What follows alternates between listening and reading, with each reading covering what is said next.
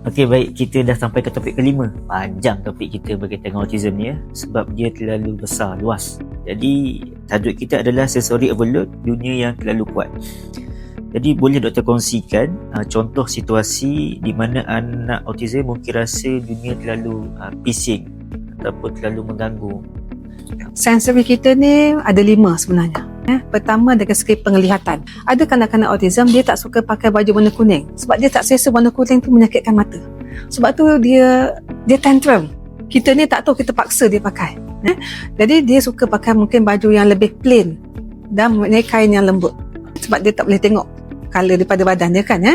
Ataupun dinding di rumah lah warna biru sangat. Itu satu dari segi visual. Yang kedua dari segi sensory bau. Mungkin kita ni suka makan ikan masin, bau tu terlalu kuat dan dia tak boleh. Jadi kita nampak dia repetitif, dia berpusing-pusing di rumah, dia menjerit, dia mengamuk, kita pun tak tahu kenapa. Jadi kita kena peka dengan apa isunya sebenarnya anak kita ni. Ketiga dari segi telinga, auditory. Ini selalu kebanyakan kanak-kanak autism dia tak tahan dengan bunyi yang kuat. Macam katakanlah sekarang ni kita dengar bunyi yang kita dengar sekarang ni kan, mungkin mengganggu untuk dia akan buat macam ni. Menggema tu dia mengganggu dia tak selesa, membuatkan dia berdebar, dia restless dan dia start muna mandi. Seterusnya dari segi lidah, selalu kanak-kanak autism ni dia picky eater, selalu sangat picky eater, tak suka makan benda yang keras, tak suka makan benda yang terlalu lembut, dia akan pilih makan. Malah ada juga yang makan lauk saja, tak makan nasi bertahun-tahun sebab dia tak suka rasa nasi tu yang bentuk kecil-kecil dalam mulut tu. Dia tak suka rasa bihun yang lembut hanya. Dia suka makan bubur telan terus. Pun ada begitu. Sensory dari segi kulit lah. Tak boleh kena peluk, tak boleh kena pegang, tak suka salam, tak suka pijak rumput, tak suka benda berair, geli. Itu antaranya.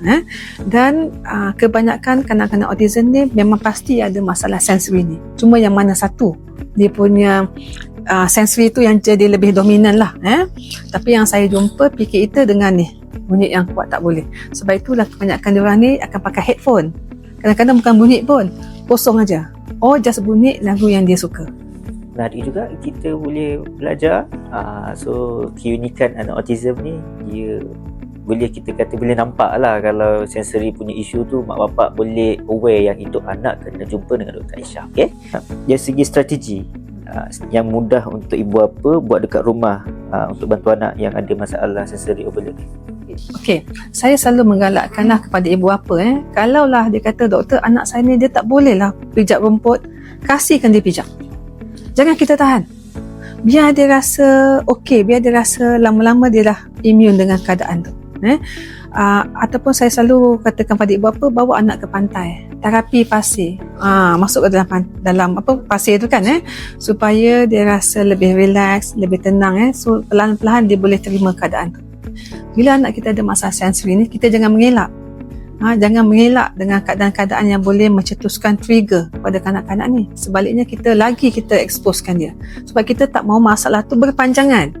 Kalau kita jaga jangan pijak rumput sampai ketua dia tak boleh pijak rumput, kan susah. Kita ni banyak rumput. Di halaman rumah kita banyak rumput. Jadi ada benda yang kita boleh kawal, lindungi. Ada benda yang kita ni tak boleh ni. Kasihkan je, biar dia pijak, biar dia main kat laut, biar dia bermain pasir. Lama-lama dia akan jadi okey. Dia tak akan pengsan lah. Okey. So menarik juga. Ada juga saya sendiri pengalaman sendiri kan, anak sendiri ataupun kawan lain juga. Kita tengok video yang seterusnya.